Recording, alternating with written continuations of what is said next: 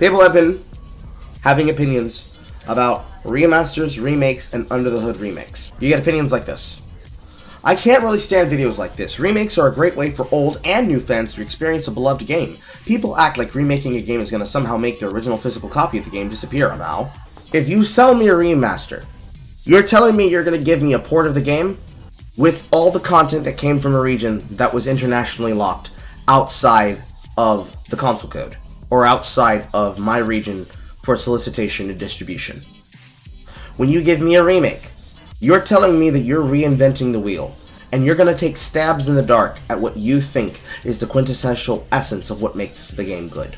Because of shit like this, it becomes a very serious question on whether or not a remaster or a remake is the proper way to go about doing something. This is what it all comes around to.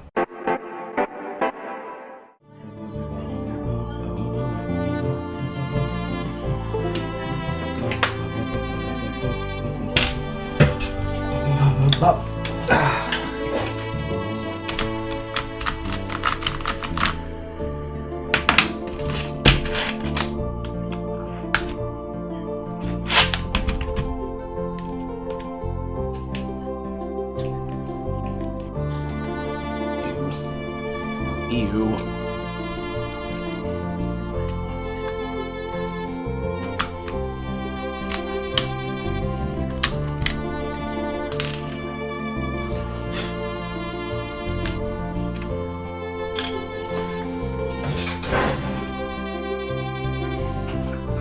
I do not nearly have enough Q-tips for this.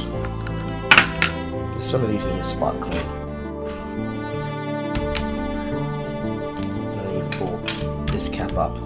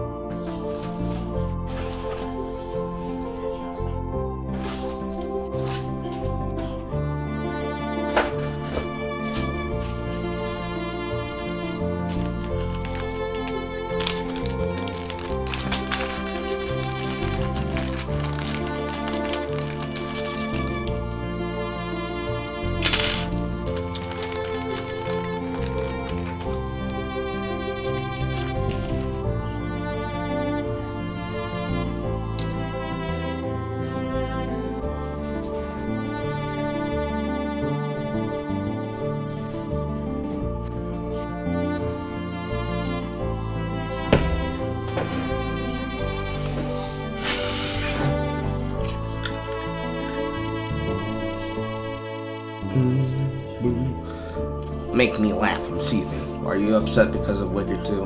I commented.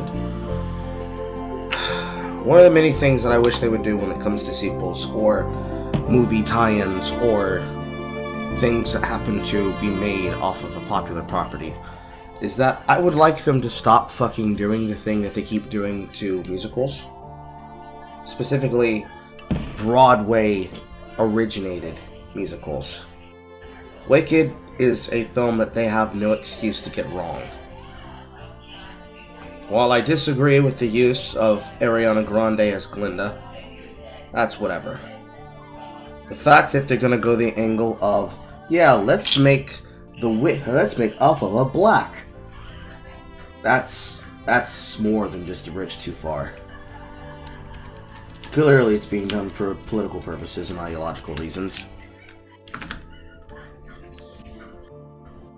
And assuming that they have a singing voice for the actress, I can only hope that the singing voice is the originator. Who knows? More than likely for the production recording, there may or may not be. I can't tell. And I don't know if I want to upset myself finding out. That, of course, is a bridge too fucking far. And irritates the piss out of me, because there are multiple films that have this. I would prefer what happened with the yesteryear of musical films like that of Rent. At the very least, Rosario Dawson makes up for a good Mimi, since the originated Mimi was out because pregnant. But all of the original stage actors were a part of the film adaptation. And most people don't care about Cats, but Cats also in a good angle of this, where instead of them doing a... Well, at first, the first one, not the one that they sequelized after they decided to bastardize that one too. The first one that Andrew Lloyd Webber requested, that they just did a stage performance recording of the entire processes, like you're a person who's watching it like a play in the audience, rather than the film version. Film versions always suck dick. Always. Without fail. Because they're not really made for the people who get it. They're not made for theater people. They're not made for people who are fans, let alone potential new fans. They make it for people who have no mind for it. So when they watch it, they're just watching it as just another piece of content. Unlike how most people actually watch something like Rocky Horror Picture Show. Because technically every single one of these has gotten a treatment, even Rocky Horror. But at the very least, the spirit of something like Rocky Horror is given to that elemental nature of, here we are having fun watching this piece of content, but us respecting the content and what it can provide is at an all-time low, if just not null and void to begin with. Sounds like I'm waffling, but basically I'm trying to say, I would rather them, if they're gonna make a movie of a project, I would rather them actually do... Why am I pressing the button? I would rather them actually do the shit the right way. So if you're gonna make her black, the mom obviously has to be black.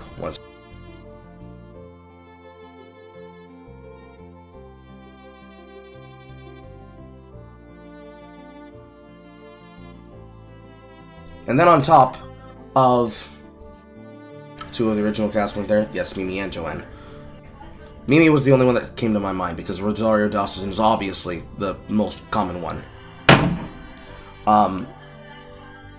The mom's probably not going to be black. If they try to go the Roger and Hammerstein's route, it's going to be annoying as piss to begin with anyways.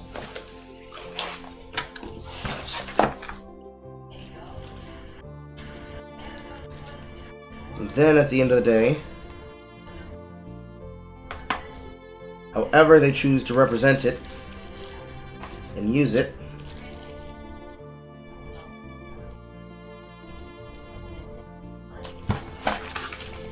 the ability to truly appreciate it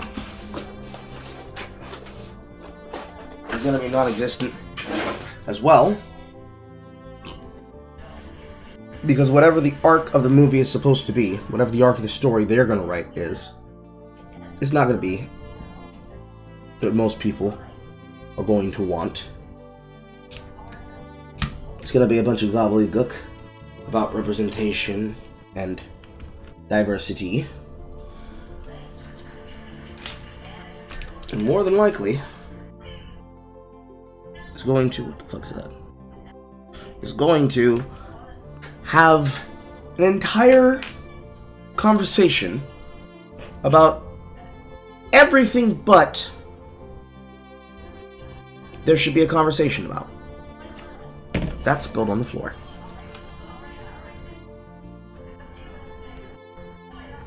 Everything from a conversation about, look, this is exactly how people feel IRL when it comes to paternity, to, what, are you even going to insist that little black girls can't also be potential misunderstood wicked witches? And Lord have mercy, when these niggas get to flying gravity and no good deed will I do.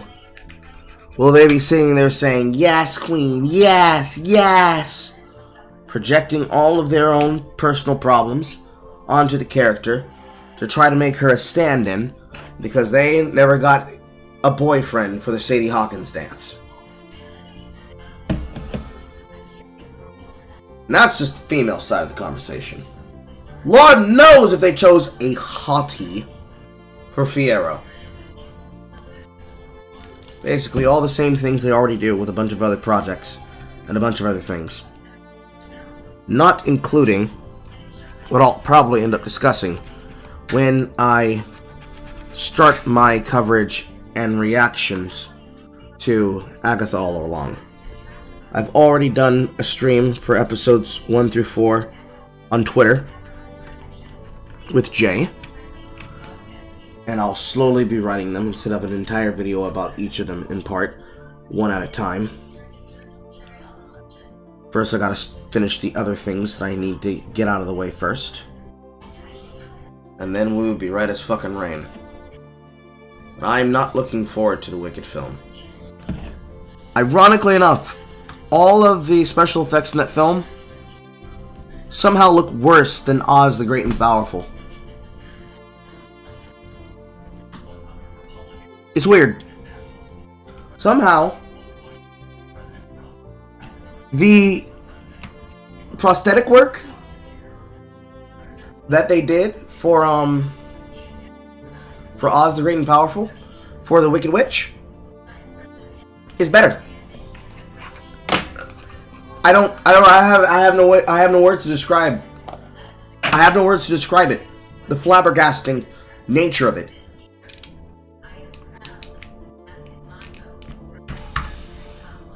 Make sure that key works. But somehow the prosthetics that they gave to Ashton Kutcher's wife, because her name's not coming up to my brain right now, looks better than what they showed there for that actress. I wonder if it's because they wanted to be lazy and they said, hey, we gave her green skin. Isn't that enough? Mila Kunis. Yes. We gave her green skin, isn't that enough? And it's like, no. No, it is not enough. I apologize, no. The stage play can just take the skin and have them paint the skin particular colors, and they can get away with it. ABC Family, for Once Upon a Time, with their interpretation of the Wicked Witch of the West, Zelena, that character they chose to give her the name of, can get away with having green skin because fucking ABC/Disney. The most romanticized formulation of it.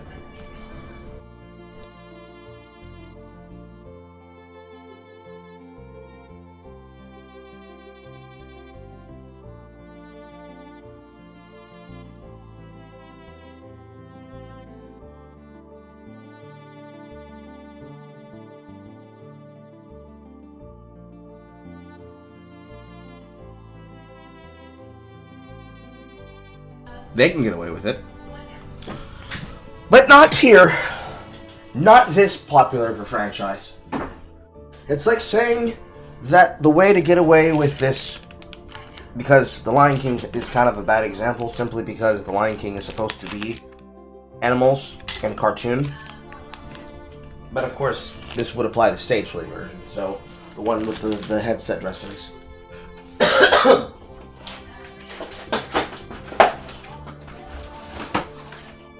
It's like saying that all you gotta do is the bare minimum. And as long as it looks kinda the same, that means it's acceptable, and it's not. It's insulting. If it doesn't match up to what people expect of it, it's gonna be shit regardless. So, I would be right there with you with saying, y'all motherfucker, well, not even fucking do it. Just leave it alone.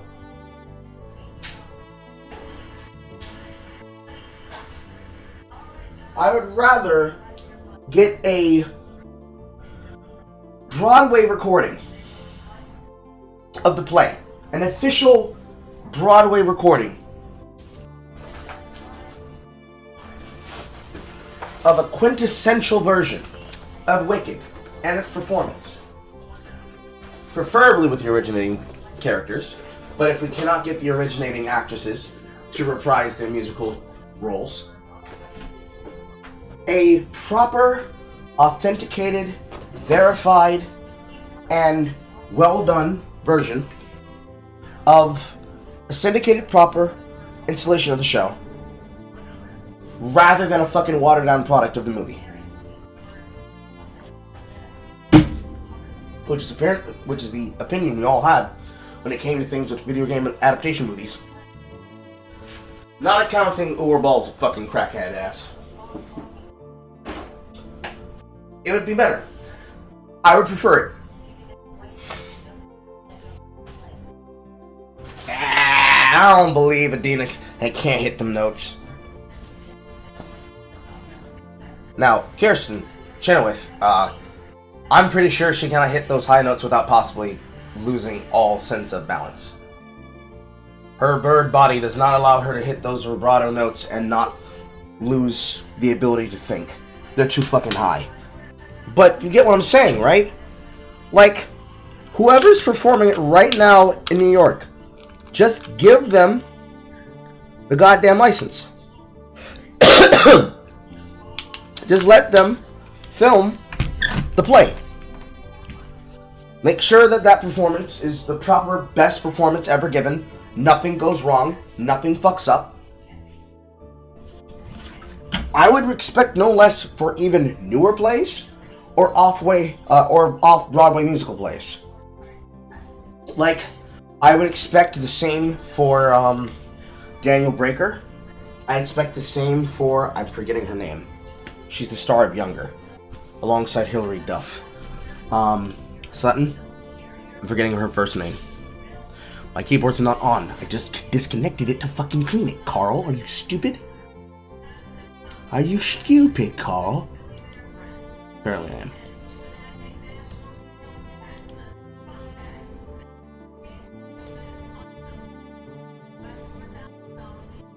I am stupid, stupid, stupid, I am stupid. I have to plug and unplug it, don't I? I do.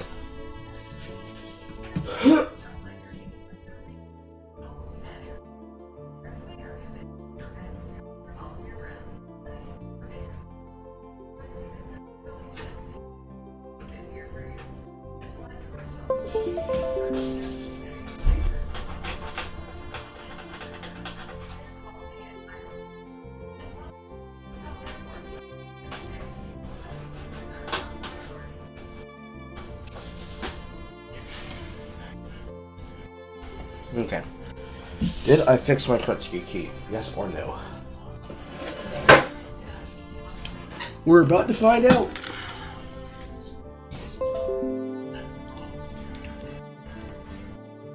Hello, Bolster.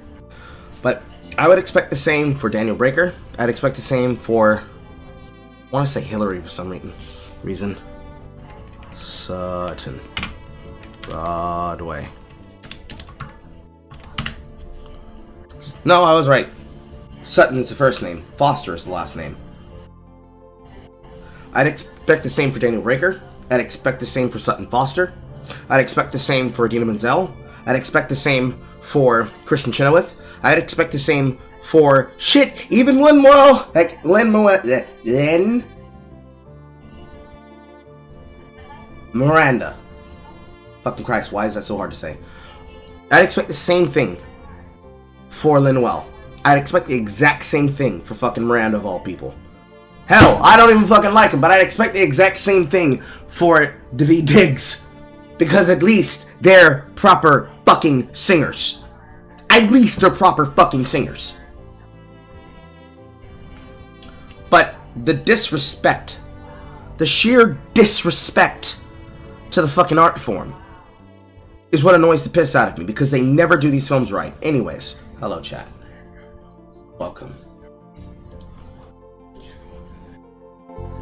We are here, gathered here, dearly beloveds, to talk, yawled and mauled about everything in existence. Fucking Christ. I dread, because I'm not paying money for that film. Anyways, let's begin the stream off with our first topic. There are people that are doing the mold again.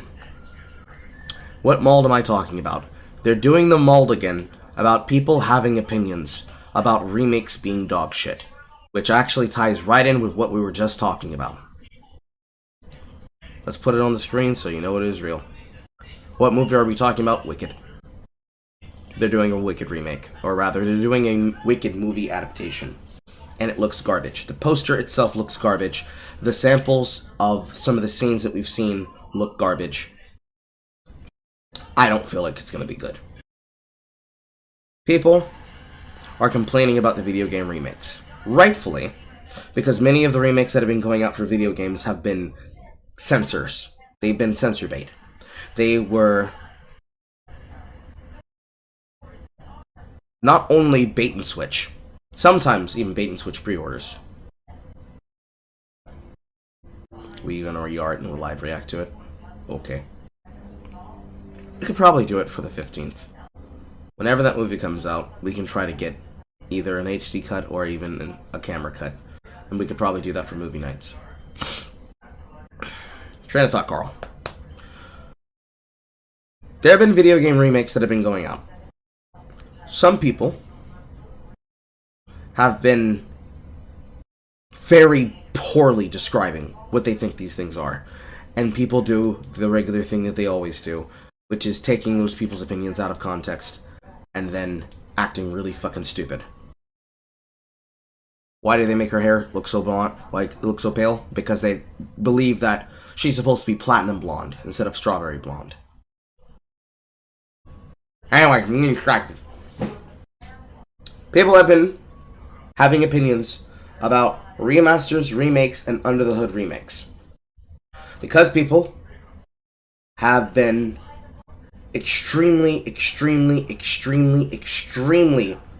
haphazard and hit and miss with their opinions about what these things are and what they look like and what even constitutes a remaster, a remake, and then an under the hood remake. You get opinions like this. I can't really stand videos like this. Remakes are a great way for old and new fans to experience a beloved game. People act like remaking a game is going to somehow make the original physical copy of the game disappear now. And of course, people criticizing the shit out of them because when you have a game get remade or included as a part of a HD collection bundle, you run the risk of the same bugs that exist in the base game being repackaged because they usually bring it in a port version, and if they do an HD upscale, they end up changing shit, or they end up completely destroying something, or, especially in the case of something that's being done to bring new content to a newer version, but with the censorship that's going to be put inside of it as they have the chance to open up the hood, hence under the hood remakes, which are usually being sold as a remaster, but they're not. They try to run away from the fact of the matter that the remake of a game is not the actual original game. It's like saying that, hearkening what we were just talking about, the adaptation movie variation of a on-Broadway or off-Broadway musical play is the same thing as the version that you're going to get on stage. They're not. Simply because the entire context changes. The entire methodology changes. The vehicle, method, and mode of transformation of content changes. Every single bit of the process changes. So, let's define our terms. Because before we can even dig into this, and we will watch this video, before we can even dig into this, what the fuck do I mean by the words I'm using? In my viewpoint, it is a very simple philosophy. It's so easy, we can outline it in paint. So let's start. When we talk about a remake, a remaster, and an under-the-hood remake, what are we talking about?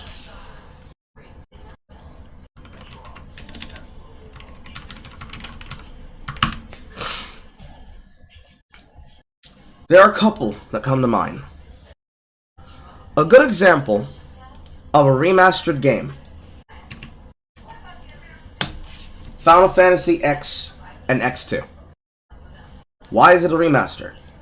Because you're not changing anything. All the parts of the engine, all the things that are there. This is the ship of Theseus. Yeah? And for those who have no idea what that is, if they have never watched an MCU product, try to talk about Vision. Carl, what's the ship of Theseus? It is a logic question. If you replace every part of a ship, one by one, until none of the original parts of it remain, is that ship still the same ship? And if it is not, what point does it become another ship? This concept, image is not big enough, let me make it bigger. This concept is the basis behind every single change that you could ever make to something in perpetuity. Make this bigger. This is the change of every single concept that you can make in perpetuity. Because it asks a very simple question. Which is, at what point, when you make a game, and you try to make a game, at what point does that game stop being the original? Let's use a good example. Let's look at a screen cap of what came out of the Soul Reaver 1 and Soul Reaver 2 Remastered collection.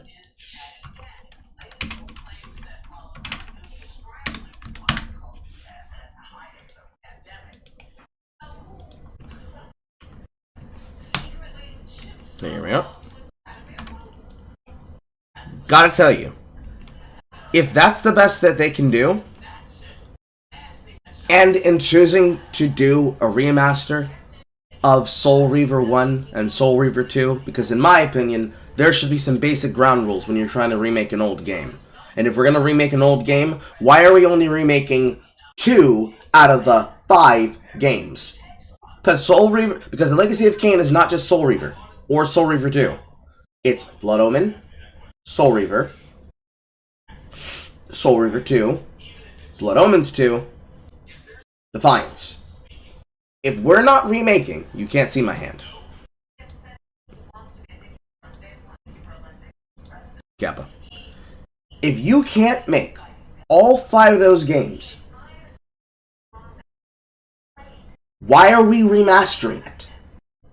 What is there to remaster? We don't have to do that. Do you know why? Because they're already on Steam. Are they ports of the original game? Yes, they are. And I prefer ports over this goddamn bastardization.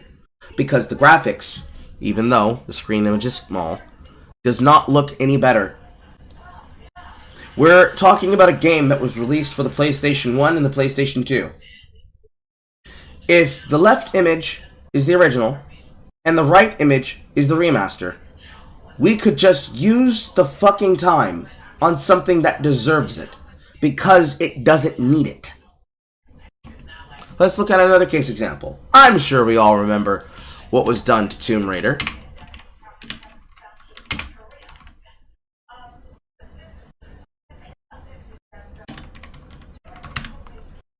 I'm sure we all remember the Tomb Raider 1 through 3 remaster. And what they chose to do with it as well. Now, we're talking about a game that was made for the PSX. So this one is a slightly better comparison compared to the others that we could use. But what did this remaster come with, guys? What did they do when they remastered it? I'm certain we all know. They censored. They censored things that they didn't need to censor. They took shit out of the game they didn't need to take it out. So was this actually a remastering of the game? No. It was an under-the-hood remaster. Because another remaster, who had this exact same problem, was Tokyo Mirage Sessions.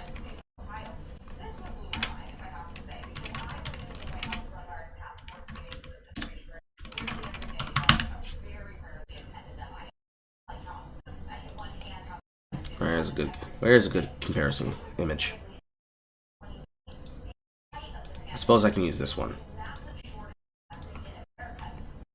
And now this one then brings up a serious question. Because another reason for having a remaster and a remake is to rescue a potential game from a dead system or dying system. For all of the capacity that the Wii U had for the majority of the games that were on it, the majority of games, I just remembered that I have tea on the fire in the kitchen, so I'm going to get up and check that in a second. But the purpose for rescuing a game from a console like the Wii U, which effectively was a single-player RPG machine, outside of the couple of games that did exist to be used, with the 24 Wii Connect, the same way it was with the Wii, before both the Wii and the Wii U had its online connectivity completely gutted, in preparation of the fact that they were abandoning it as shovelware or as vaporware for the next product, which was the Nintendo Switch, which the Nintendo Switch itself also has effectively, with all the remasters and the remakes that have come out for it, for games that are effectively ports. Example being things like Star Ocean, First Departure, and Second Story remake and remaster, the collections of things like Dragon Quest. Better case example of that being technically Dragon Quest 11S, which that's not so much a remaster as it is a expansion. But I digress. Sometimes the purposes of a remaster is to be able to not only make updates with content that would have been exclusive to a single region, but also to bring in that content that was exclusive to that region in line with everything else. And what's a game that we've talked about live on air that actually has that comparison? And of course, as we're talking about what we got to talk about, we already know. So just go ahead and put up the image that we all know. Miss Vagina Bones herself, with the art being censored in the game, in all the cutscenes, we all know. But outside of Miss Vagina Bones, what was another game that we talked about that had this exact same problem? That came with an active price change that is unjustified on places like Steam, considering that we're basically talking about ports that are getting the international Final Fantasy X experience. Does anybody remember?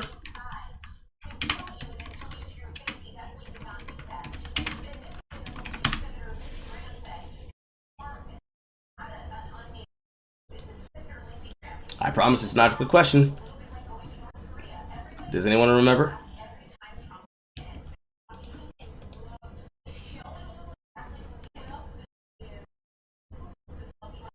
I gave you a couple of guesses.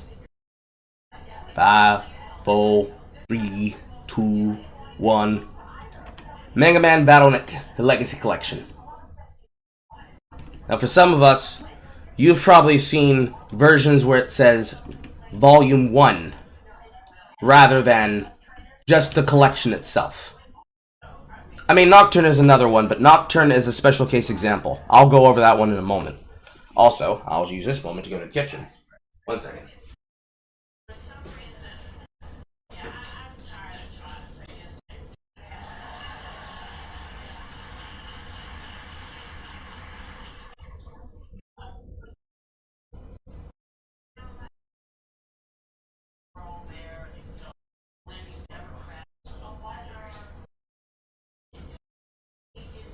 At least turn the fire up so I don't boil away all my delicious tea. But no, Mega Man Battle.net Collection. For those who have no idea, where is my package? Probably the first two. Yes, it is. For those who don't remember, I am a proud owner of not only Battle.net Collection, but also the Mega Man Zero ZX Collection. I peeled the sticker for the first one off of this, but I got this for about, I want to say, $25 to $35. The actual thing itself sells for $45 to $60.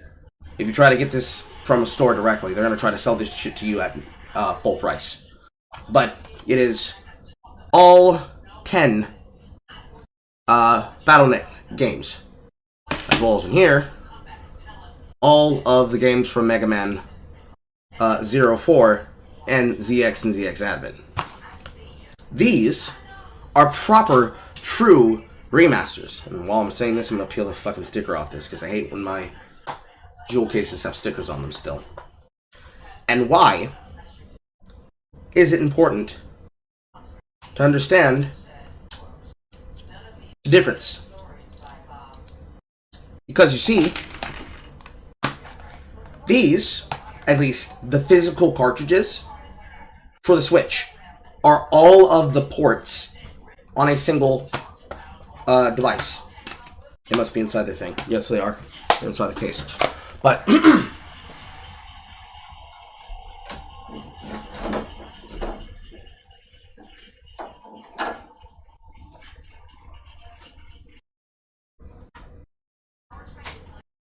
where is the other one? I can't show the Shin Megami Tensei HD case because that one is one with their fucked up sticker. But they are multiple games on a single cartridge sold to you for a price that effectively gives you all the content that would have not existed in your region. And then, for things like a game with multiple updates, such as Enter the Gungeon, being packaged with its sequel, Exit the Gungeon, for a single cartridge device, because this is another game that I stupidly ended up buying 2 of. Technically, I got Exit the Gungeon as a digital on my Switch before I got this. So I basically paid twice for a game that I didn't need to pay, which is something I've actually done maybe 3-4 times this year alone. But for the games in which I did it for, it was worth it. Anywho. I don't even know if this code will work. I'll do that later. But, for games like those, and for the games like these, they are still remasters. Technically repacks. And the difference between a remaster and a remake should be obvious. And it's the question of the ship of Theseus. When you remaster a game, no matter which of these games we're talking about here, inside of the paint image, all of these games, for all the parts that they can be made for, if the bones of the project have to be actively redone, we're not talking about a remaster. We're obviously talking about a remake. And when you choose to remake the game, and while you're remaking it, you decide to fuck with the recipe, either because you don't have the original recipe anymore, so you have to shoot blind, or you want to keep the spirit of the gameplay, but you want to change how it works for the entire system. This is more comparable for something like Odin Sphere, I swear I can't say this word because it's Celtic. Lensenswater? Lensenswathfer? Odin Spear. Leif Throsir. Odin Spear, Leif Throsir.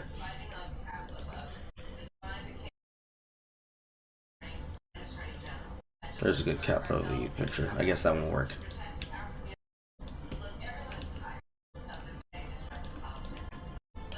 Odin Sphere is Swafsir. Leif Swafsir. When you have to remake a game, or remaster a game, for an entire different platform, in this case, a PS2 game for the PS3, one which is really hard to emulate, because emulating anything for the PS3 is not like emulating shit for the PS2, because that shit requires you to basically have a physical system to port the game over to, even before you can make sure that the fucking ROM system where the emulator functions. You are still going to be bound by the question of the ship of Theseus.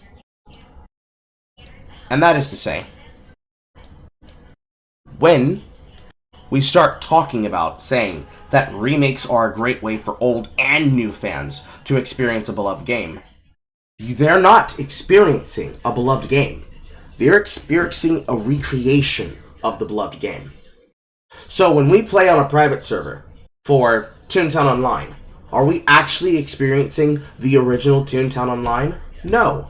We're experiencing a remake and a recollection, and then a reinterpretation of Toontown Online. That's why it's called Toontown Rewritten and Toontown Corporate Clash, not the original Disney-created Toontown Online. It has the philosophy of the project, but it has different content under the hood. Ergo, Under the Hood remakes. Technically, most of the Under the Hood remakes are packaged and sold as remasters. Because, of course, people don't want it if you tell them, oh, yeah, you remember that game that you you remember all the good times you had in it? Well, we bastardized its zombie corpse and have decided to try and revive it to get money out of you. People don't want the remake of it. Why would you have to remake the game? Why remake a fucking masterpiece? You don't have to remake shit. Just remaster it. Oh man, the graphics were not as good. Okay, update the visual graphical fidelity.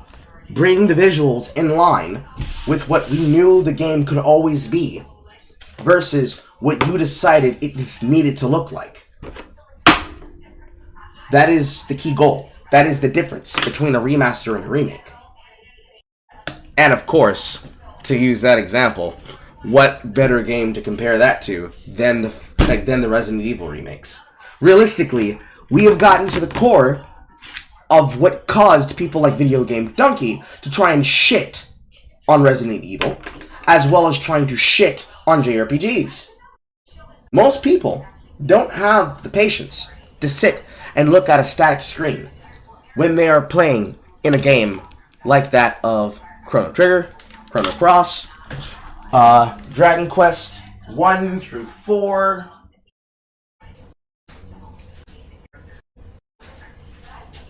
the overworld sections of any Dragon Quest game in particular, especially including Dragon Quest 8, 9, 10, and 11.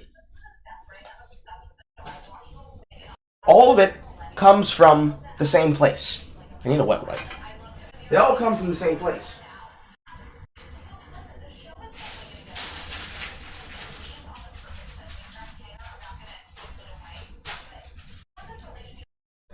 The place that it comes from is it comes from the inability to accept both the gameplay for what it is and the desire that you have to redo it for a modern audience. An argument that we have never gotten the fuck away from in perpetuity, because every single conversation about remaking a game for a remaster or a remake for a modern audience is met with the exact level of restraint that most people don't practice. Because when we hear somebody choosing to remake something for a modern audience, what it actually means is we're going to bastardize what we consider to be the bad parts, because in our vision, a game of this caliber needs to have this and not this. A quote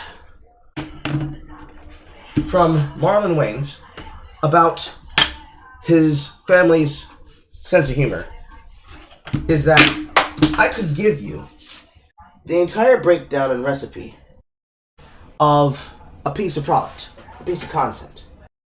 I can give you the entire chicken recipe, but you can't make my chicken the way that I make my chicken. I can tell you every single bit of what you have to put in. I can give you every single ingredient, put it on the table, demystify it for you, but you still ain't gonna make a good product. And the reason why is because when you don't understand the philosophy of the person in question, you are not going to be able to make a successful product. And you will not be able to recreate their work. Because in order to make their work, you have to understand their viewpoint. Take in consideration the concept of continuing a product after the death of the author. Berserk just came back into the news because they're continuing forward with Berserk past Mira's death. Does it mean that Berserk post Mira is going to be just as good, if not better? Not guaranteed. What about SpongeBob? The old animation style of SpongeBob, post Hillenburg. Not just for the original show itself, but also the silly, stupid, funny faces and the never-ending shitposts made for the Patrick Star Show. Does it make it better? Will it make it worse? This is the perpetual question when it comes to the conversation of remasters and remakes. Once you can pin that problem down, then you can truly get to understand what the problem is. The problem is simple. In fact, let's write it down. Mini player window.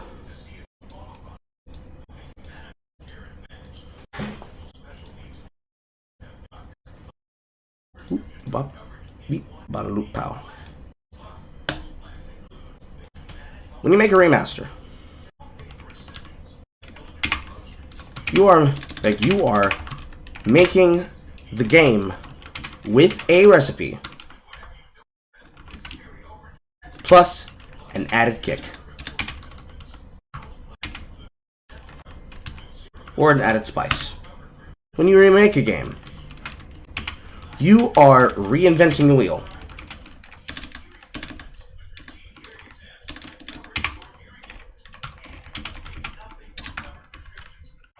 And guessing at what made it good. When you do a under the hood remake slash remaster, you package it as a remaster. But while you're under the hood, you put things in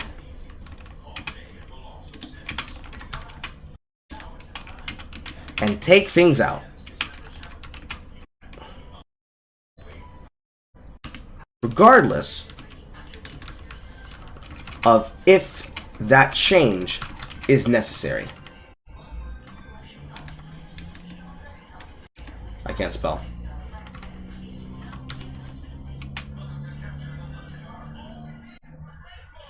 I think that's right. That's probably not right. I'm gonna check that. I hate being dyslexic. No, there is no C, there's only S's.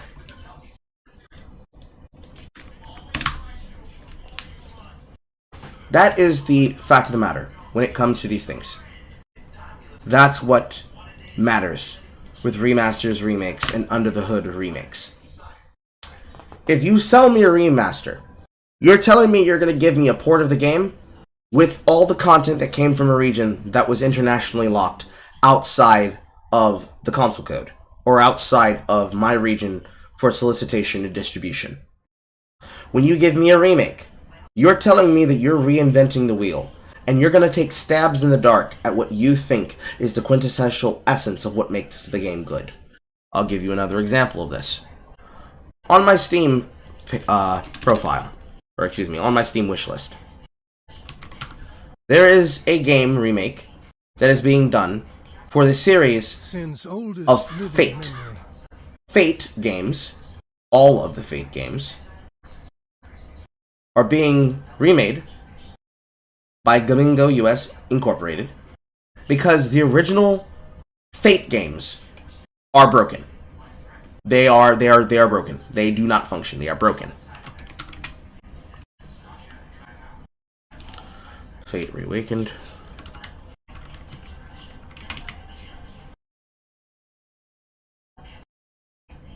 Gamingo reveals Fate Reawakened, upcoming remaster. Full remaster of the original Fate series, originally developed and published by Wild Tangent. Try to find the name of the Fates, because I'm certain that's going to be an old series for many people.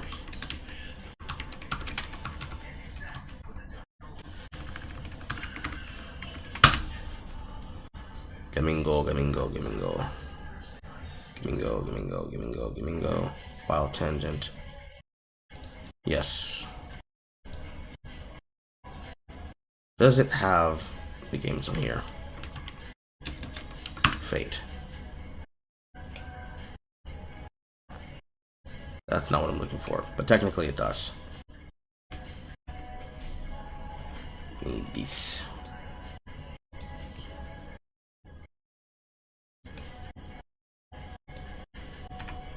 There we go.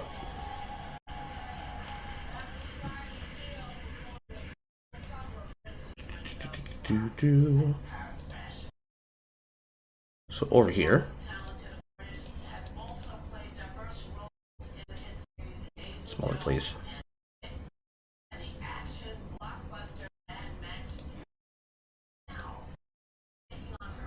That is not what I clicked. There you go. This one, please. There you go. So, Fate is getting remastered. The original first Fate, The Traitor's Soul, Undiscovered Realms, and The Cursed King. All of these games, originally published by Wild Tangent Studios, obviously look like games that are from the age in which they were made. And they are physically, literally broken. Things that are mechanics for the game do not fucking function. Do not work. Literal bug codes, all of it. So, they're remastering the game itself. More than likely, this is looking like an actual proper remake. And the reason why they have to do that as a remake is because of, since the code being busted, they have to make sure that everything works as it was intended to in the first place. Because of shit like this, it becomes a very serious question on whether or not a remaster or a remake is the proper way to go about doing something. In most cases, it tends to not be.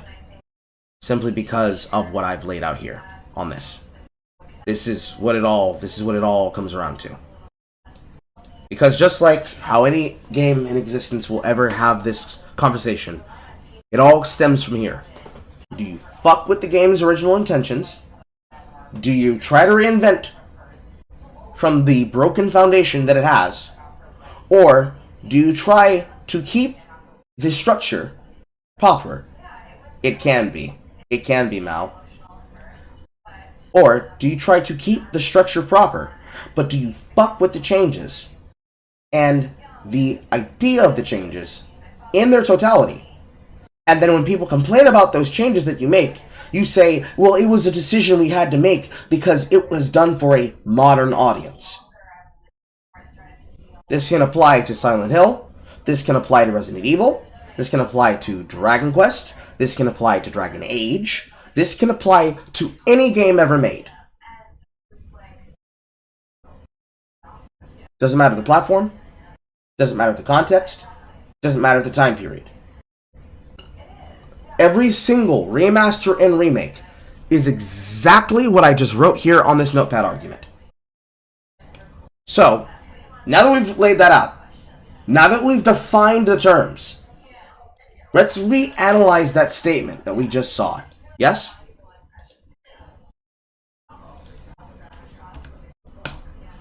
I really can't stand video games like this. I can't stand videos like this. Remakes are a great way for old and new fans to experience a beloved game. If I try to remake and remaster The Legend of Dragoon, are they truly playing the original Legend of Dragoon? No. They're playing a reinterpretation of that original installment. If I create a private server to run the original code of a deceased game, like we did when I was a part of the dev team for SMT Imagine, and we created Reimagine. When we shut down the project because we were terrified of getting fucking sued into the ground by Atlas West because of one fucking jackass trying to ape the entire defuncted website structure and code of Atlas for his project of SMT Reimagine. Is that truly the original release of the official version of SMT Reimagine? Or of SMT Imagine? No, it isn't.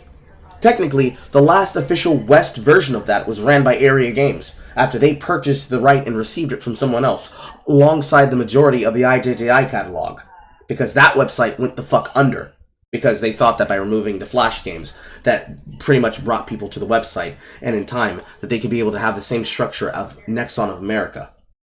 If I have a private server of a Nexon of America game, like that of Mabby No Guy, as I am a player of Mabby Pro, Mabby No Guy Professional, a server audience of maybe a little bit over or under 250 people, but usually has anything close to less than 20 to 30 people playing actively, with us chipping in $200 to $300 at a time, should we have the money to afford to keep the cost of running the server alive, and then inserting our own custom material. Or the same thing with those that chose to make Toontown Online, and making an entire storyline about how they remade the game, and how they wrote that storyline into the gameplay features that they then made a part of their core experience, or the new zones that they included for the part and parcel of that core experience. Are they playing that original game?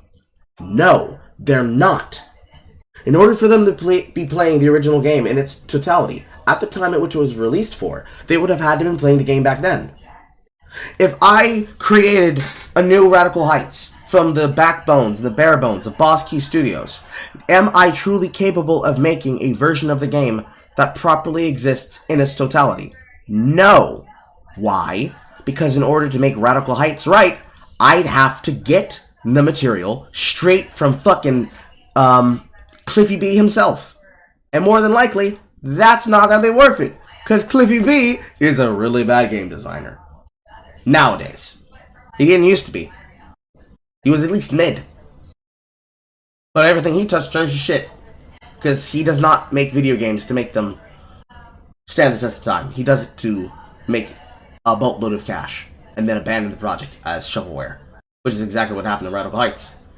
A $15 supporter pack was not going to keep that game alive as a arena shooter, even in the sense of being more arcade version of a battle royale.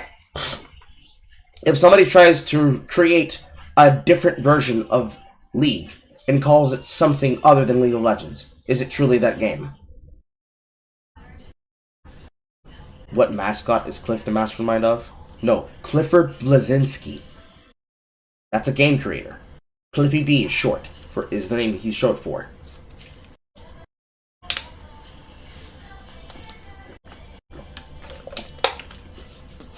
In truth, this statement here, this first sentence, is a nothing burger. This sentence doesn't mean shit when you actually unpack what the fuck that says. So when you get to the second sentence, people act like remaking a game is going to somehow make the original physical copy of the game disappear. The only way to make sure that people understand the difference between the original physical copy of the game and whatever fucking bullshit that they release under the name of that game shambling about using its property right to try and get money off of it is to have that physical copy. And what's the first fucking thing they do every single time they make a remake or a remaster? What game is coming out soon? Right around the same time as Sonic 3. Sonic and Shadow Generations, right? Sonic and Shadow Generations is being sold as its own proprietary product at maximum RSVB, which is the markdown of $69.99, if not $59.99. So $60, $70 price tag. Whereas Sonic Generations has been reduced to a game that now comes as a part of the Sonic collection, alongside Sonic 2 and Sonic DX and Adventure Battle, because it was delisted from the Steam store on September 9th, because it was no longer being sold as a standalone product. So instead, it's becoming a part of the Legacy Bundle. What's included in the Legacy Bundle? Technically, old versions of games that are being sold to you at a 15% savings price for $25.46. Is that the same thing as Sonic Generations? No. So, when they try to sell you things like Sonic Adventure DX, Sonic Spinball, Sonic 3D Blast, the Sonic Generations Collection, which also includes the Casino Night DLC, the Sonic Adventure 4 Episode 1 and 2, and Sonic Adventure 2 and Sonic Adventure 2 Battle, which I'm pretty sure are just the same fucking game, but I suppose they must not be, because it says I have them in my library. They're probably not, actually. But, when they try to sell you these things for that $25.46, technically the original game for the individual price was $29.96, so almost $30 for these games. Is that equal to the price tag that you should receive? What about for the Ultimate Bundle Collection, which includes all the games that you've never heard of, like Sega and Sonic All-Stars Racing, 3D Blast, Robotnik's Mean Bean Machine, Sonic Spinball, Sonic All-Stars Racing Transformed Collection, Sonic Lost World, Sonic Mania, Sonic Forces, Team Sonic Racing, the Encore DLC. Is that worth it? Is that actually worth the price tag? Are these things worth the price tags? No, they are not. So, what is this person talking about when they say they hate people's opinions about remakes? This person don't know what the fuck they're talking about. The original Resident Evils, for example, since they are a Resident Evil YouTuber, had tank controls. All they did with the remakes of these is they took them from the PSX era of the DualShock tank controls and made them play like modern video games. Technically playing in line with the PS2 era of Metal Gear Solid. Same shit with Metal Gear Solid 3, or rather, Metal Gear Solid Delta. The remaster, is not anything close to what most people call them. And yet here you have an opinion of somebody speaking confidently about something they know nothing the fuck about by sheer breakdown of the idea. Once we understand and we define our terms, and we understand and we can have examples to compare and contrast why those are why they are, when you see an opinion like this, you can now know that they're talking absolute trash. And now let's get from the video itself. Let's see if what they're reacting to is on the money to begin with anyways. From the Gaming Brit Show, remakes are cringe and there's nothing we can do.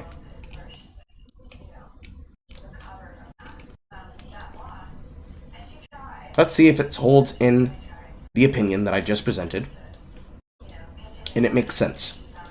Let's see if I know what I'm talking about, or if I'm just waffling.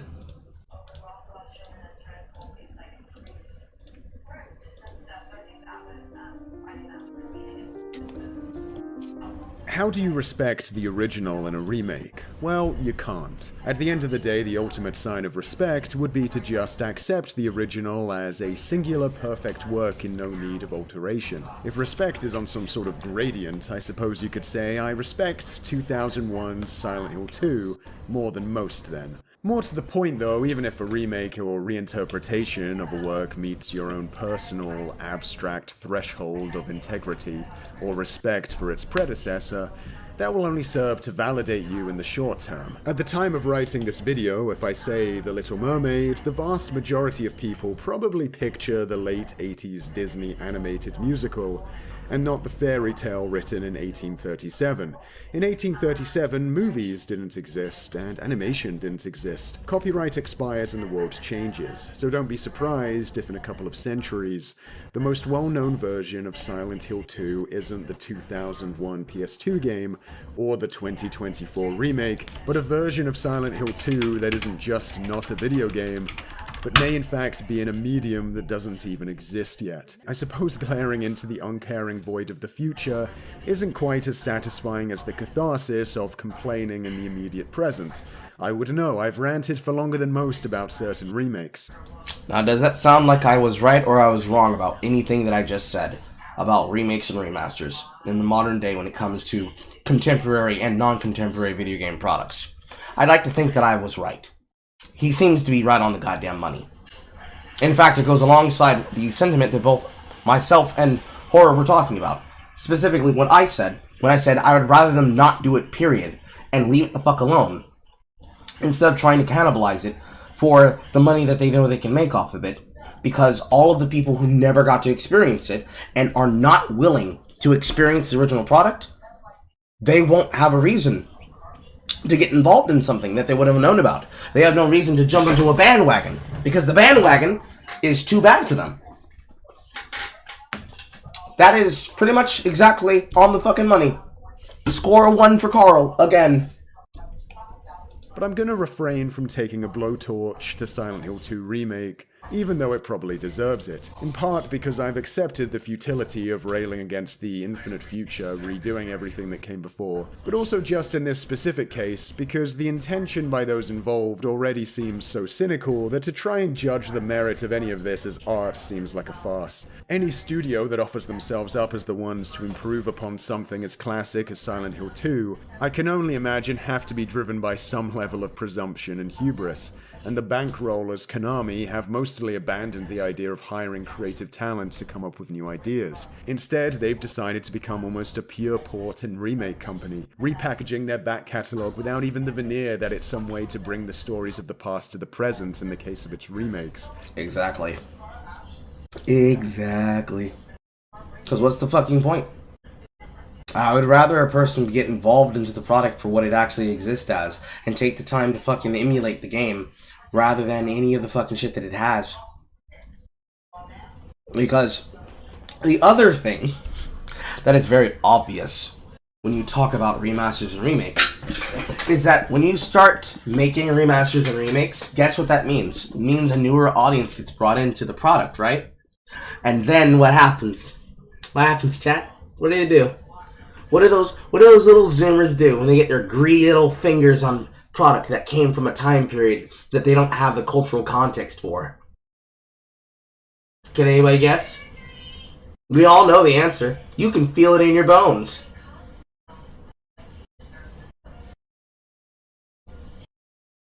We all know the answer. We've all seen it. We've all seen it. We've all experienced it. They ruin it. It's considered offensive.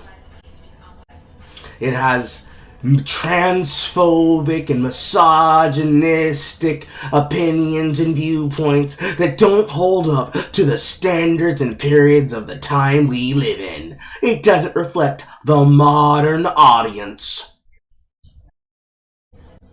And because they bitch and they whine and they moan, they try to recontextualize every single thing they see instead of experiencing it for what it is. Keep this in mind. It's going to be a part of the next thing we talk about. Skipping straight to the numbered entries that they know have the most clout. That description of Konami sounds like the programming of an AI, and if SH2 Remake is to receive any praise, then there's no doubt in my mind a lot of gamers will be perfectly happy with AI being used to create whole games in the near future. And when it comes to remakes at least, I'm honestly prepared to just let them have that future. A limp regurgitation of something that came before, offering us little more than a thought experiment as to what something written in the language of the past might look like fed through the accepted language of the present. I actually don't know why we waste real human man-hours making this stuff. It doesn't seem like they're really needed until that new theoretical medium. We might as well let the computers turn out this kind of cultural slop.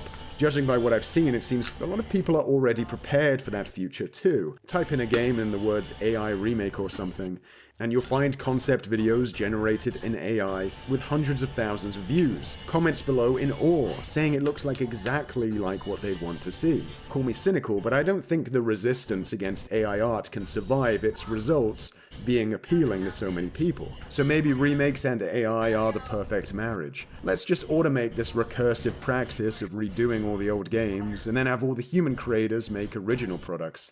That can end up being the good ending to all of this. In a world where we can't stop reimaginings, I would see this as a better option, so we can keep innovation trucking along, while selling people the basic modern conversions a lot of them seem to crave. After all, is there even a big difference between a human taking the original game and then mapping it onto the look of whatever the most current games look like, and a computer doing it? Well, the inevitability of Technically, there kinda is. When a human does it, the human does it with the efficiency and skill that comes with years of knowledge and interest, as well as having the human perspective of what they know a living physical person can be able to compare it to. It's like saying, what's the difference between a bad dragon product and having an actual real full-blooded man? Or having a real doll and an actual real full-blooded and full-bodied and big-breasted woman. There's a clear difference. There's a clear difference of appeal. The same thing you know between a homemade meal made by your grandmama, where she put a whole foot with bunions and claw anchors in it, and a little bit of salt, and a factory-produced product with all the starch, sugars, and preservatives that you've come to know and loathe that make you fat, but it's the quickest and cheapest comfort food you can get from the dollar store. It is the same perspective, it is the same opinion, it is the same feeling. It is human connection versus never-ending content. There's an ant in my shit. Did I kill the ant? Yes, I did. Remakes as the centuries roll on has caused me to not lose much sleep over the impact remakes have on the legacy of an original. That still doesn't alleviate my life in the present being overrun with this stuff at the cost of something new. 200 years later in a new medium seems like a more reasonable time and place to reimagine something than what we do these days. Right now we're all being forced to live our life in this weird culture that loops every 20 years.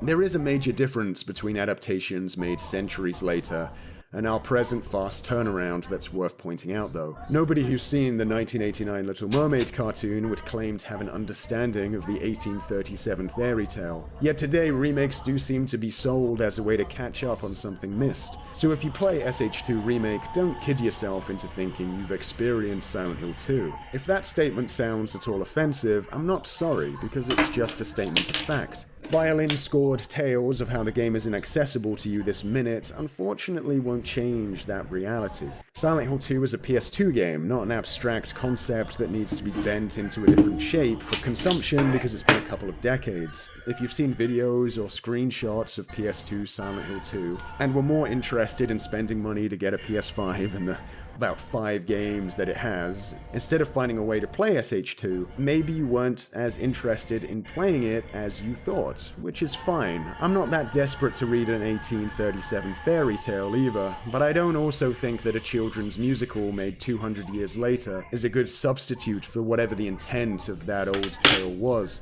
Silent Hill 2 Remake may look like apocalyptic cringe, but even the odd tolerable big-budget remake seem rather disposable, and feel like they're keeping us walking in place. When they say that there's only 5 games, they mean exclusive to the console. One game. I don't know why the PS5 has no games to buy. Keep that in mind, they had time lock exclusives at that time, and that's all they know. Having games that have a limited console reach and limiting them behind a arbitrary paywall instead of just making it explicitly exclusive because only the platform can be able to provide the graphical fidelity or the content that you require to get that across. That is what they mean when they say there's only one game. Because if I can get it on Steam, and if I can get it for the console, and a console costs me $400, and then I can't even be able to guarantee that my $400 purchase gives me a console with an optical drive, it means that I can't even physically own my game. Because at that point, you're not buying a game. You're renting a license to access it. You're treating it like a TOS EULA of a non-fungible token, which is what it is. I'm paying for a $70 non-fungible token license that gives me a license to access the game for its lifetime. And if I buy a game as a purchase, as a physical product, I'd like to own it. Instead of being told, well, you see, you did buy the game, but you didn't, actually. So, even though you spent $60 on this product, you've basically pissed away and burnt $60 on nothing. And that's not even saying that the Steam equivalent is the same, because Steam itself is also you consigning your money away to a platform for you to have permission to access an account that is unlocking the opportunity to own that in its own quality. Because, of course, what happens if, at any point in time, Gabe dies, and they decide to change their idea on the policy, on the things that you own in your account? Or worse, we get to the point where some creators believe they should have the right to remove their game from your library for the purposes of gatekeeping because the wrong people are buying it. All of the never-ending hello fellow customer statements that we've collected over the years of all the different companies trying to recontextualize how a bad business decision now has them on their hands and knees saying, please buy our game, please buy our game, well, we promise that the chuds aren't that big of a deal, please buy our game. Because even Steam, as a digital marketplace, is not truly proper payment. It's not true proper ownership. We could claim that it is, but it's really not. It's always been like that. It's just that Gabe was a person who understood the qualitative necessary understanding of service and delivery of a product on fulfilled payment at the proper time with the proper consideration. Regardless, we'll talk about that in a second. Let's finish this. They not only ask us to pick apart the past to decide what was worthwhile, but they also ask us to canonize what being modern means, validating the notion that the only form big-budget games can take now is one where they have an over-the-shoulder camera perspective where you hold L1 to aim and R1 to shoot, by updating everything to that same model. When people talk about modernizing a game for the 2020s, that's all they really seem to be talking about. Being modern is this one perspective and control scheme all new major games are supposed to have for some reason. All this to say, I've accepted reality, but it hasn't made my dreams any less restless. And it would be nice to wake up and be somewhere different this time. So, pretty much, the guy's opinion is exactly the opinion that I just laid out. Every single point that I stated,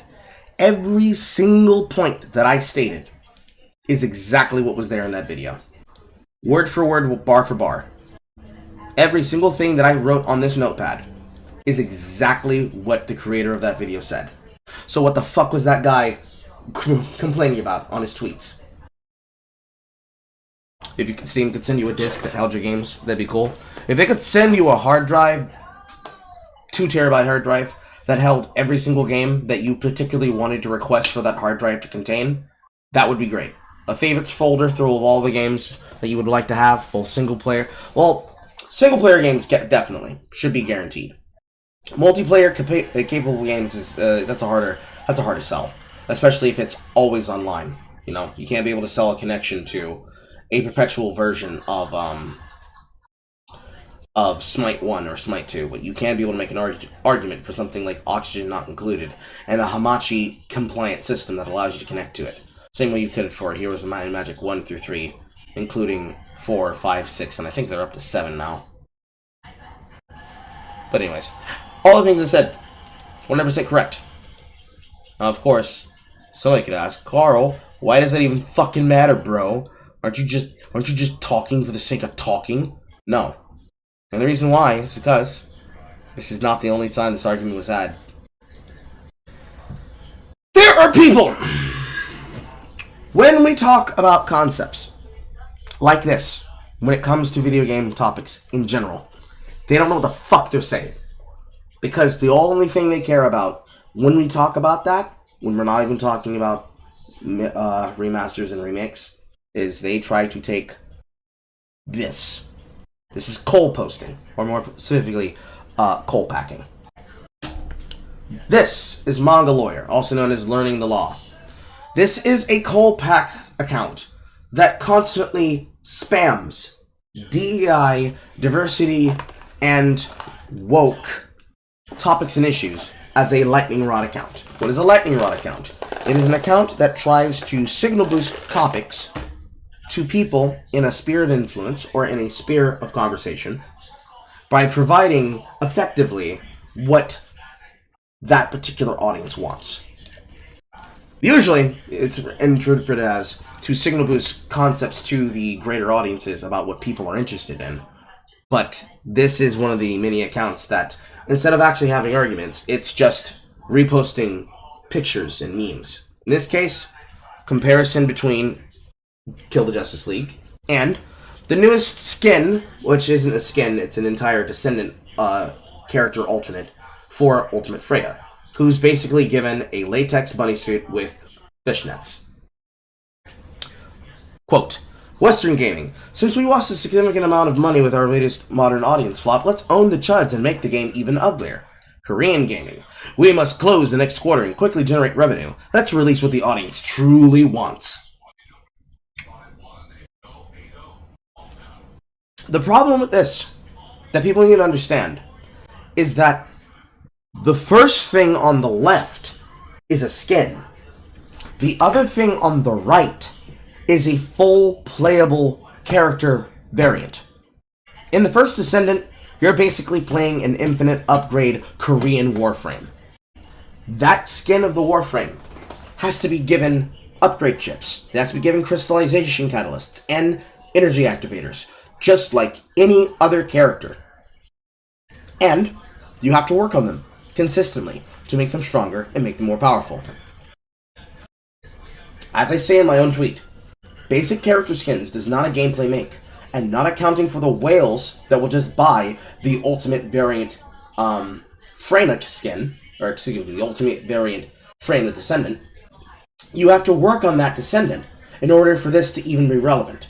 And this is not an argument. Because the things that are done in a Korean market does not improve the Western imperialism that is being done to the Eastern marketplace on countries like Japan and creative Japanese franchises. And it doesn't improve the Western gaming sphere.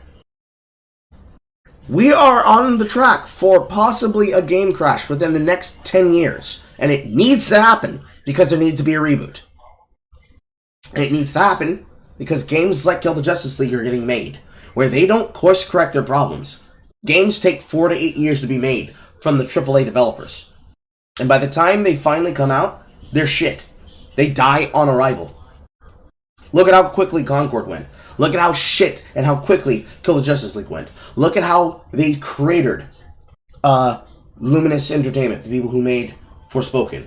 How they cratered the Embracer Group, or rather how the Embracer Group had to crater and close both Deep Silver and Volition, creators of Saints Row. How they went from making something that they had as a beautiful, beautiful, beautiful recipe, from Saints Row 1 to Saints Row 2, to changing it so much drastically to Saints Row 3, to then Saints Row 4, to then Get Out of Hell, Agents of Mayhem, and then rebooting the franchise for the modern audience, and then getting fucking closed after 30 years of game development. I can go on. I can keep taking examples. But none of those things, even at the end of the day, does that mean that this is the solution. Because this is not a solution. This is cope. That's why we call it coal packing. Because you are packing coal to light a fire to huff the smoke of your own fucking farts. You are doing crack. If you think that this is something you should rally behind, this is not an argument. It is crack. Does that mean that I'm saying you can't have alternate Freyna? No, it doesn't. Because then you're playing the game actively. This, however, is not playing the game. This is lusting over a Coomer edit. That's what it is. It's saying, gaming saved! Titties! And if that's the viewpoint you have, and people see you do that, we're cooked! Because guess what the response to that's going to be? Oh, you guys don't actually care about gameplay. You just care about sexualizing women. No, we don't. Yes, you do. Because look, this is popular. This is the talking points that you guys believe in. You don't believe that you should have actual video game footage. You just want to masturbate to your games and be coomers. Why don't you let people actually be able to play video games? Because all you do is... That's the argument that's used against it. In order to stop that from happening, you have to do more than this. If you want to grift to an audience, or not even just grift, if you just want to pander, if all you want to do is pander, be a learning lawyer. But this does not translate into people playing the game. Not really, not all the time. For some of us it would. But for the regular consumer that's not picking a side in a culture war, why would they care? There's a person in that number. Alarm.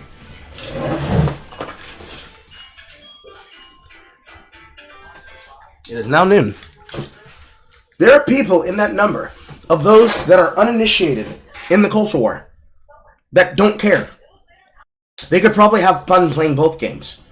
They could probably have fun playing one game over the other. It does not convince people with a brain. It doesn't convince people that are unconvinced by the arguments and simply want to go off of what they base their own enjoyment on. Because this is what actually creates the conversation.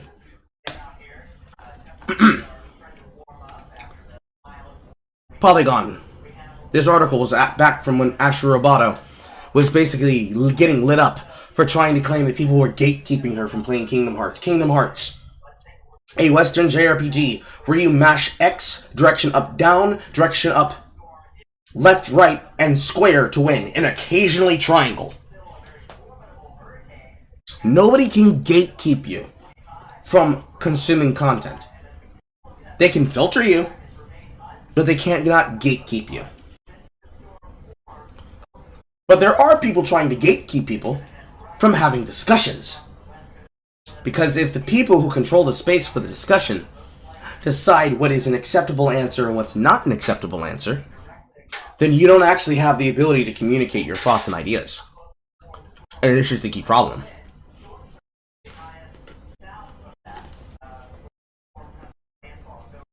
Polygon. Which streamers are sick of being shamed for playing on easy? Solution. Play on normal or hard. Play how you like. Too many people gatekeeping everything. No one's stopping you from playing on easy. Just don't expect anybody to respect you for it. Why are people taking the framework of what we just talked about? Because we just laid out what a remake and a remaster is. A person like this would claim that a remake and a remaster gives people the ability to access those games. Let's say one of those remasters or remakes comes with a new difficulty system. Oh, I don't know. Something particularly convenient that we've all experienced. Something similar that's very easy to pull out. Something like, oh, I don't know. Something like the system that all of us have come known for JRPGs as of late.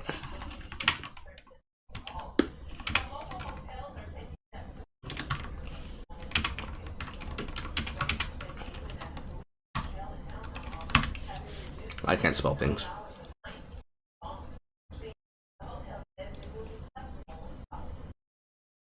Where is it? I'm looking for a specific type of screen. Where is it? I guess this will work.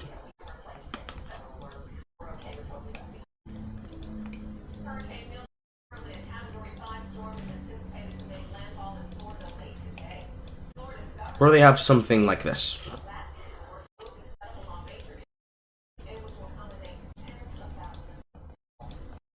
Can I zoom, please? No? There we go. We're at something like this, where Nocturne comes along with a digital deluxe edition that adds a merciful difficulty, also known as the Game Journal mode, to the game. Because the HD remaster is an actual proper remaster. They didn't remove any content, they added content that otherwise would have not been there. They add music for the first few games, they even add music from SMT4 Apocalypse. They add the Chronicle Pack, and they make the Mercy and Expectation map packs, as well as Maniacs, which is to say the Dante edition of the game. All these things and more. But for this comparison, I'm looking specifically at the difficulty. It's gonna take me a second to find that screen. 1 second.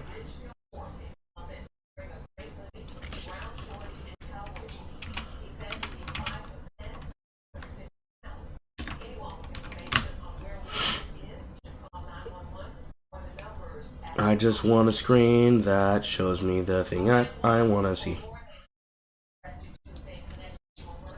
That's all I want.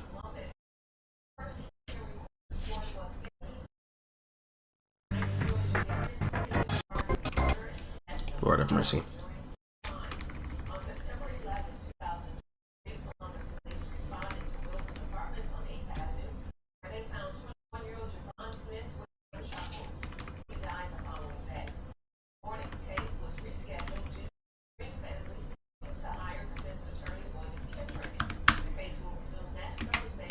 There you go. That does not have the thing I'm looking for, but they don't have the screen that I was looking for. Do I have to bring it up on my own system? I probably do. 1 second. I own the game. I can just go pull it up myself.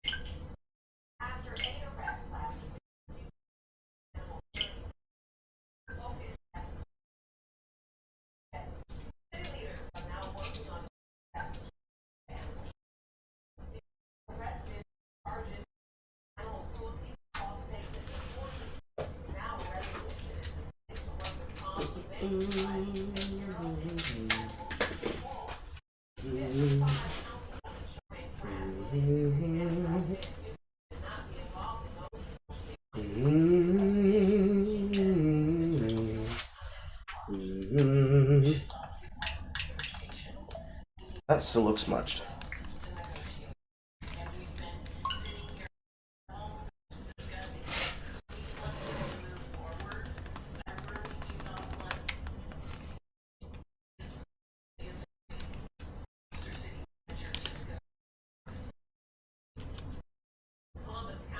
That middle screen smudge is still gonna fuck with my head. Take all the time in the world to properly apply the fucking screen protector, and you still get a little tiny ink bubble in the middle.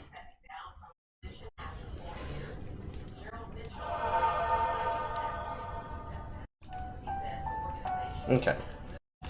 So, let's take the example of Shin Megami Tensei Nocturne HD. There are two different versions of the game. There is the original Nocturne, and then there is the Maniacs edition with Dante.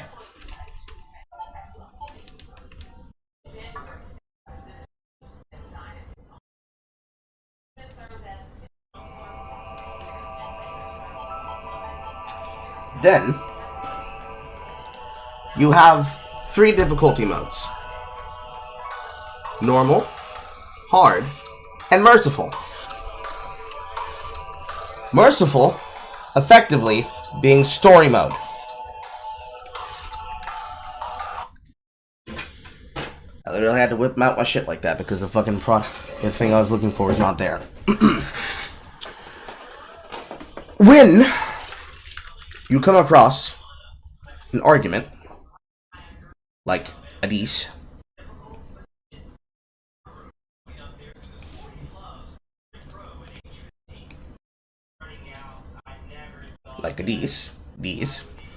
where somebody says people are gatekeeping everything, people are not gatekeeping you from playing a single-player game. I physically can't. Nobody physically can. In fact, if somebody tries to, it is within your right and your perspective that you should have the ability to immediately tell them to fuck off, because that's not what the game is supposed to be there for. That's not what conversations on the internet are supposed to be there for. Controlling the final solution of the game in its totality, because the person in question doesn't like your opinion. That's not what we're supposed to do when it comes to video game discussions and conversations and opinions and ideas. People are not gatekeeping you because you chose to play the game on the easier difficulty. It's that you're actively not playing the same game. So, when we go to have discussions and opinions about it, if you literally played a different version of the game than I did, and you did so in a different mode of difficulty than I did, we do not speak on the same complex structure of what it is that we experienced, especially if we're trying to talk about what makes this a part of the core value of the game's experience. People aren't stopping you or gatekeeping you. They're making fun of you because you can't speak to that experience. And if you try to assert yourself as being knowledgeable, despite the fact that you're not, people are just going to mock you, because why would we not? It's the equivalent of stolen valor. To repeat the words that I said, you're not being gatekept from it, you're being made fun of. Because companies are terrified of pandering to your kind of player, and they lose money on that gamble 100% of the time. Why do you care that you're being mocked? Just play the game. And the reason why they do that is the same thing that I posted here. Someone else says, in response to Mass Bastard, I happily played Censored 3 for the first time on easy. Let me have a dumb power trip. They did, by allowing you to include the mode. What you're saying and what you're actually implying are not the same thing, and that's what people are mocking. You want to have the power to control conversation, and that will not be granted to you, because that's actually gatekeeping. It is not an argument. Because if we're talking about having fun, then we can have fun.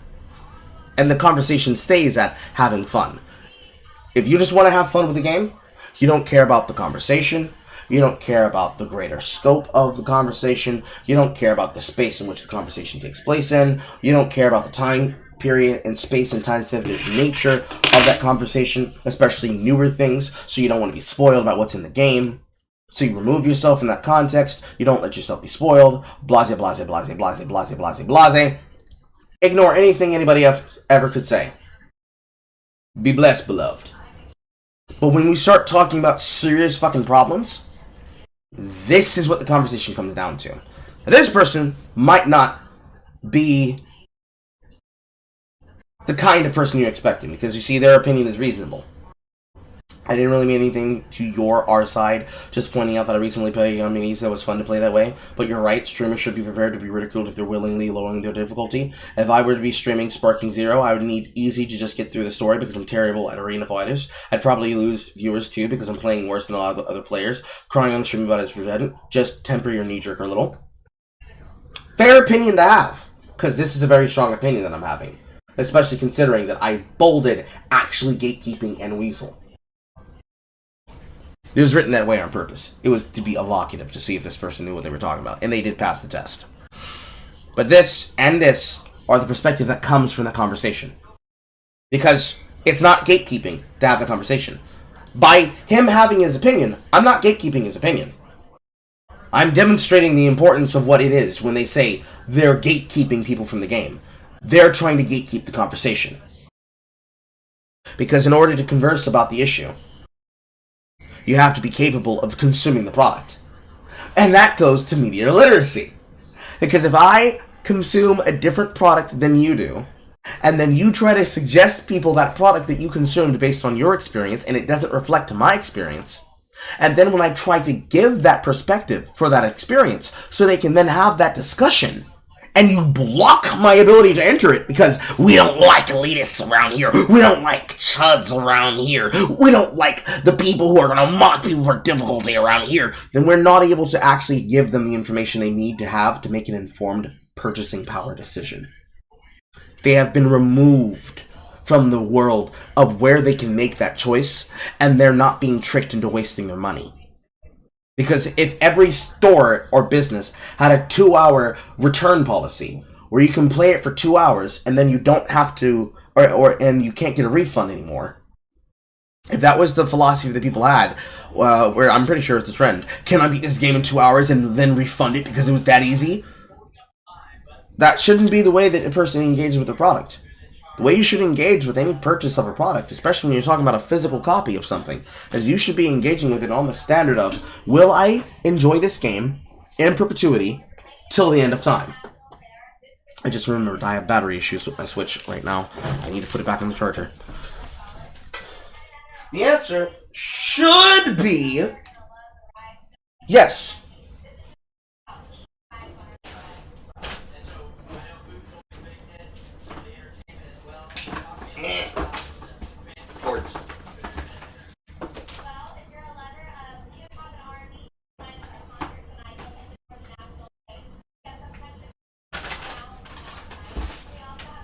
The answer should be yes. I should be doing research. I should be doing research. You should be doing research. Everybody who wants to buy a new game, who wants to buy a new system, who wants to buy a new product, who wants to buy a new car, who wants to buy a new house, should be doing research. A person who wants to try a new food product, a limited time offering from Burger King, a new flavor of soda, a new flavor of chips, a new flavor of candy, a new type of lotion, a new type of lip balm, a new type of clicker. Something as simple as the difference of, how can I compare Ukraine versus Gold Bond Ultimate? What's the hydration difference between Gold Bond Ultimate, Ukraine, and a normal standard bottle of Equate Comparison Vaseline Petroleum Jelly versus the CVS Health Pharmacy version of Petroleum Jelly? You should be buying things on that perspective of comparison and contrast.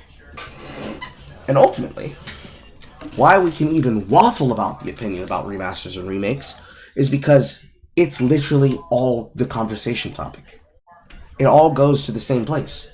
That's all it literally is. It's literally a literal big sentence of, well, it's the way we're having the conversation.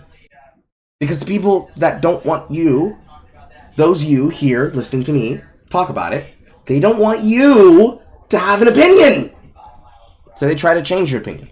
They try to remove your opinion. How do they remove your opinion? Well, what did I just show you? What did I just lay out? Exactly this. Yep. Exactly this. They want you to have a knee-jerk reaction like this. And to act like this. So that when it comes time to talk about this, and talk about this, you sound like a schizo. That's what they want.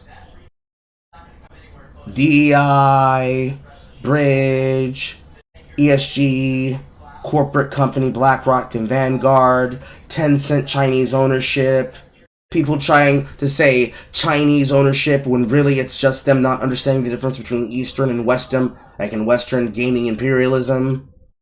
Gaming imperialism in a nutshell. The cottage core energy, like the cottage industry of game reviewers and game informers and game journalists, the access journalism of game journalists, where they are given free products for positive reviews, and if they stop giving positive reviews, they stop getting favors, monetary, sexual, or otherwise, and the ethics of how they have the conversation. Because literally, ethics in journalism is literally the argument of, it's the way we have the conversation. And whether or not you and I have had sex be off the record, so for me to even get the interview in the first place. Or to grow and elevate in the business in the industry. All of this shit is a giant fucking circle. It's a giant circle. And if you're not able to have the conversation in the circle, in the space allotted for it, then the conversation and all spheres around that conversation dry up to nothing. There's no reason to talk about anything, because there is no real perspective. There are no real opinions. Any opinion that could be had is not a real opinion. It is an opinion that is had by people that have nothing to fill the hole. The hole itself is, we need better opinions and better ideas. And we can't get those. Because in order for us to get those opinions, we have to actually have a serious conversation about it. And we can't.